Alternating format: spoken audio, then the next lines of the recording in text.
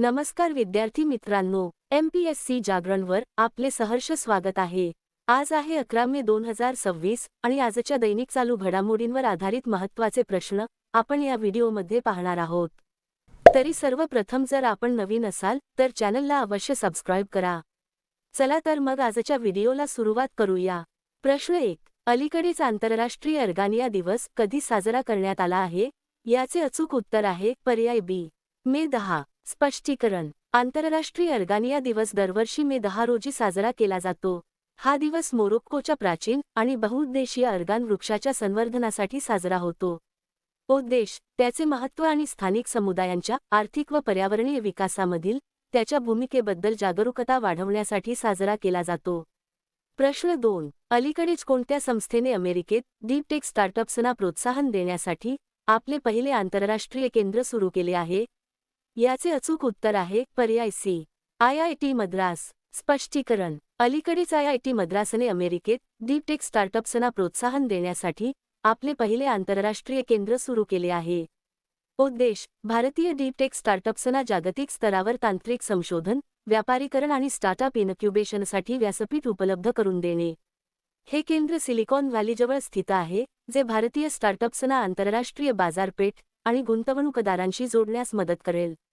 आता पाहू IIT मद्रासशी संबंधित इतर चालू घडामोडी। दिल्ली सरकारने वायू प्रदूषण कमी करण्यासाठी स्मॉग इटिंग पृष्ठभागांच्या चाचणीसाठी IIT मद्राससोबत करार केला। IIT मद्रासने दुबईत AI इनोव्हेशन सेंटर सुरू केले। कोरोमंडलने संशोधन केंद्रासाठी IIT मद्राससोबत करार केला। इंडिया AI मिशनने IIT मद्रासच्या सहकार्याने चेन्नईत ग्लोबल AI कॉन्क्लेव्हचे आयोजन केले। NCERTने एडटेक आणि संशोधनाला चालना देण्यासाठी IIT मद्राससोबत सामंजस्य करार केला। कोल इंडिया लिमिटेडने IIT मद्राससोबत शाश्वत ऊर्जा केंद्राच्या स्थापनेसाठी करार केला। IIT मद्रासने कॉन्टॅक्टलेस पेमेंटसाठी रिंग 1 लॉन्च केली। भारताने IIT मद्रासला संयुक्त राष्ट्र AI उत्कृष्टता केंद्र म्हणून नामांकित केले। NIRF रँकिंग 2025 मध्ये IIT मद्रास प्रथम स्थानी राहिले। IIT मद्रासच्या संकुलात भारतीय सैन्य संशोधन कक्ष अग्निशोधची स्थापना करण्यात आली। IIT मद्रासने भारताची सर्वात हलकी व्हीलचेअर YD1 लॉन्च केली। IIT मद्रासने स्वदेशी अंतराळ चिप IRIS विकसित केली। प्रश्न 3. अलीकडेच अमेरिकेत युनिव्हर्सिटी इनोव्हेटर अवॉर्ड 2026 कोणाला देण्यात आला आहे? याचे अचूक उत्तर आहे पर्याय बी, डॉक्टर शेखर सुमन बोरा। स्पष्टीकरण: 2026 मध्ये अमेरिकेतील टेक्सास इनोव्हेशन कॉन्फरन्स अँड अवॉर्ड्समध्ये आसामचे रहिवासी असलेले शास्त्रज्ञ डॉक्टर शेखर सुमन बोरा यांना प्रतिष्ठित युनिव्हर्सिटी इनोव्हेटर अवॉर्डने सन्मानित करण्यात आले आहे। आता पाहू इतर महत्त्वाचे पुरस्कार।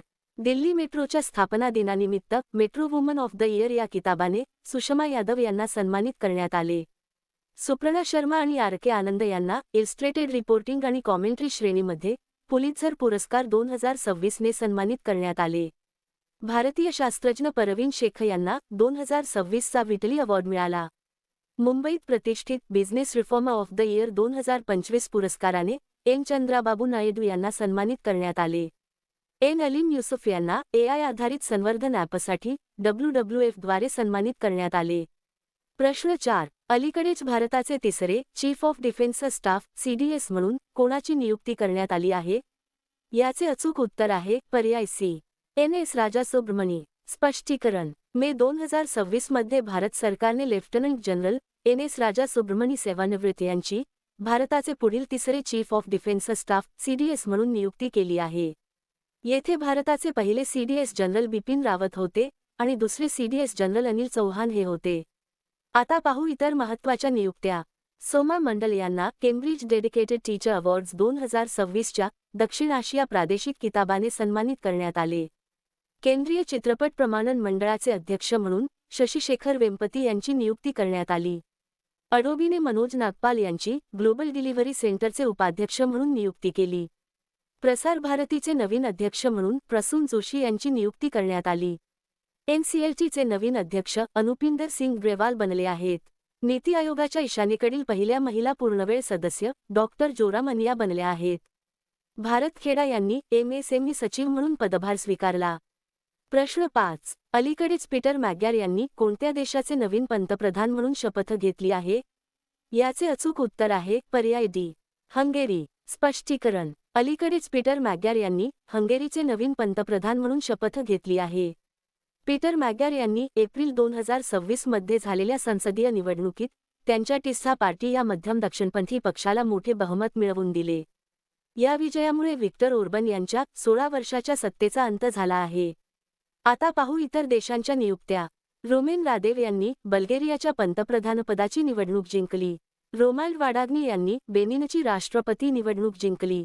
इस्माईल उमर गुएलेह यांची जिबुतीचे राष्ट्रपती म्हणून नियुक्ती करण्यात आली. नेजा अमेदी यांची इराकचे राष्ट्रपती म्हणून नियुक्ती करण्यात आली. टोलाम यांची व्हिएतनामचे राष्ट्रपती म्हणून नियुक्ती करण्यात आली. नयम ओसोरिन उचरल मंगोलियाचे नवीन पंतप्रधान बनले. बालेंद्र शाह नेपाळचे सर्वात तरुण पंतप्रधान बनले.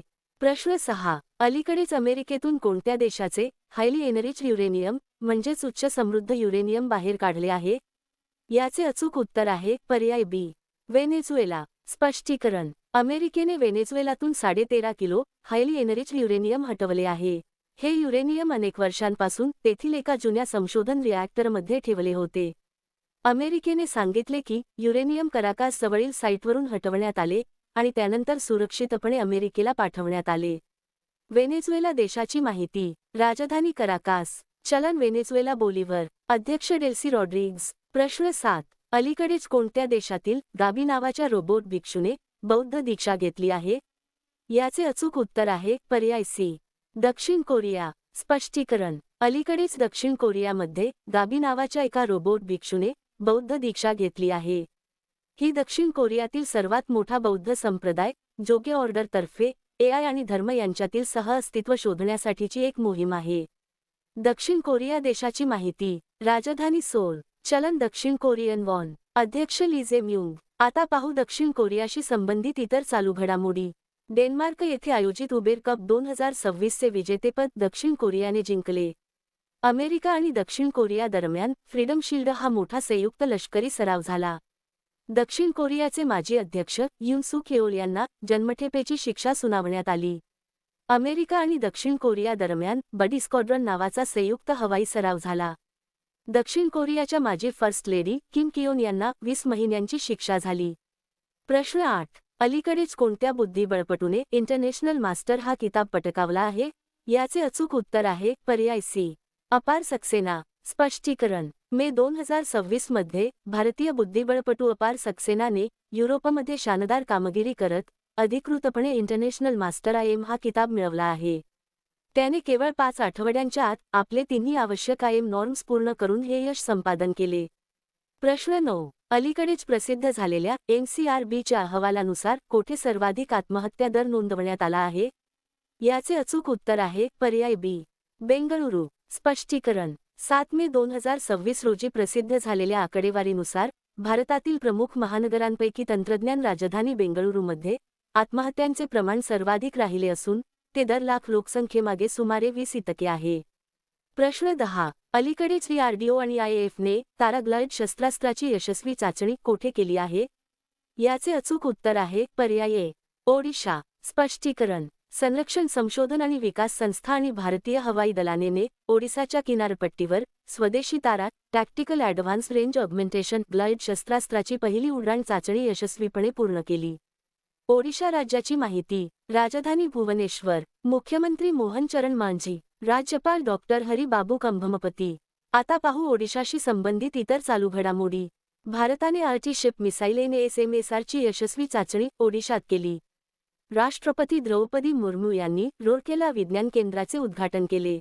ओडिशात देशातील पहिल्या प्रगत 3D सेमीकंडक्टर पॅकेजिंग युनिटची सुरुवात झाली. वर्ल्ड पॅरा आर्चरी सिरीज फायनलमध्ये पायल नागने सुवर्णपदक जिंकले. भारताचा पहिला स्वदेशी कोळसा ते अमोनियम नायट्रेट प्रकल्प ओडिशात स्थापन करण्यात आला. ओडिशा आणि उत्तराखंडच्या पोलिसांना प्रतिष्ठित प्रेसिडेंट्स पोलीस कलर्सने सन्मानित करण्यात आले. वर्ल्ड इंडोर ॲथलेटिक्स चॅम्पियनशिप 2028 चे आयोजन भुवनेश्वरमध्ये केले जाईल. कसनपूर हे ओडिशातील पहिले स्मार्ट गाव बनवण्याची घोषणा करण्यात आली. प्रश्न 11. अलीकडेच सुवेंदू अधिकारी यांनी पश्चिम बंगालचे 9वे मुख्यमंत्री म्हणून शपथ घेतली आहे? याचे अचूक उत्तर आहे पर्याय सी.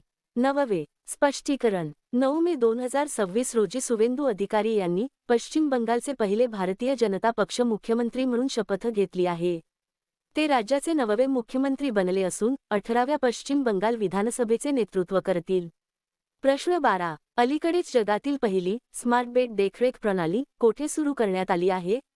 याचे अचूक उत्तर आहे पर्याय बी. इक्वेडोर. स्पष्टीकरण. जगातील पहिली स्मार्ट बेट देखरेख प्रणाली गॅलापागोस द्वीपसमूह इक्वेडोरमधील फ्लोरियाना बेटावर सुरू करण्यात आली आहे. उद्देश जैवविविधता संवर्धन आणि परिसंस्थेची रिअल टाइम देखरेख करणे. इक्वेडोर देशाची माहिती. राजधानी क्विटो. चलन अमेरिकन डॉलर. अध्यक्ष डॅनियल नोबोआ. आता मागील व्हिडिओमधील प्रश्न. अलीकडेच 2026 IBCA शिखर परिषदेचे यजमानपद कोण भूषवेल? याचे अचूक उत्तर आहे पर्याय बी. नवी दिल्ली. आता पाहू अत्यंत महत्त्वाचे उजळणी प्रश्न.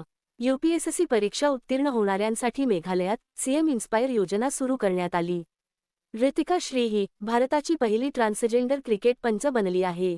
सिपरी 2025च्या अहवालानुसार संरक्षण खर्चाच्या बाबतीत अमेरिका अव्वल स्थानी आहे. पंतप्रधान नरेंद्र मोदी यांनी हरदोई येथे उत्तर प्रदेशातील सर्वात लांब एक्सप्रेसवेचे उद्घाटन केले. नीती आयोगाचे उपाध्यक्ष म्हणून अशोक कुमार लाहिरी यांची नियुक्ती करण्यात आली. मिझोरम सरकारने आपत्तीच्या माहितीसाठी खुआरेल ॲप लॉन्च केले.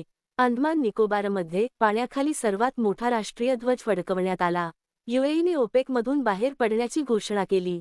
लडाखमध्ये 5 नवीन जिल्ह्यांची अधिसूचना जारी करण्यात आली. आंध्र प्रदेश सरकारने 13,000 कोटी रुपयांचे विशाल मशरूम मिशन सुरू केले. वर्ष 2026 मध्ये जगात सर्वाधिक पेन्शन प्राप्त करणारा देश भारत बनला. चीनच्या शेन्झेन विद्यापीठाने थेट कोळसा इंधन सेल विकसित केला. RBIचे नवीन डेप्युटी गव्हर्नर म्हणून रोहित जैन यांची नियुक्ती करण्यात आली. युरोपियन राजकीय समुदायात सामील होणारा पहिला बिगर युरोपियन देश कॅनडा बनला. सिक्कीम हे देशातील पहिले पेपरलेस न्यायपालिका राज्य घोषित करण्यात आले. आता तुमच्यासाठी प्रश्न. अलीकडेच कृषी मंत्रालयाद्वारे 2 दिवसीय कृषी कार्यक्रम फ्रूट होरायझन 2026चे आयोजन कोणत्या शहरात करण्यात आले? दिलेल्या पर्यायातून या प्रश्नाचे अचूक उत्तर कमेंट बॉक्समध्ये नक्की द्या. उद्या पुन्हा भेटू पुढील भागात. धन्यवाद.